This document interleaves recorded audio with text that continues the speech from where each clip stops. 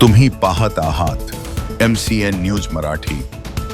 उज्ज्वल भविष्यासाठी विद्यार्थ्यांनी अभ्यास करणे फार गरजेचे आहे। जिद्द चिकाटी आणि परिश्रमाने अभ्यास केल्यास जीवन यशस्वी होते।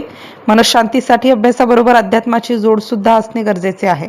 राष्ट्रसंत तुकडोजी महाराजांची राष्ट्रवंदना, प्रार्थना तसेच ग्रामगीतेचे तत्व विद्यार्थ्यांनी आचरणात आणावे असे आवाहन संत साहित्याच्या अभ्यासक प्राध्यापिका डॉक्टर कल्पनाताई इंगळे यांनी केले।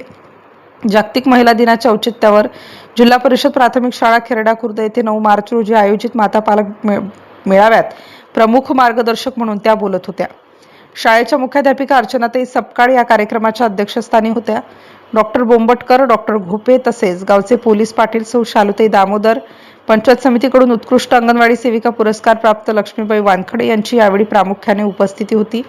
या प्रसंगी भारताच्या प्रथम महिला पंतप्रधान भारतरत्न इंदिरा गांधी, प्रथम महिला राष्ट्रपती प्रतिभाताई पाटील, अनाथांची माता सिंधुताई सपकाळ यांसारख्या 15 वेशभूषा सादर करण्यात आल्या। प्रत्येक विद्यार्थिनींनी आपल्या वेशभूषेत प्रेक्षकांना संदेश दिला। MCN न्यूज मराठी करिता अक्षय घाटे, खेरडा।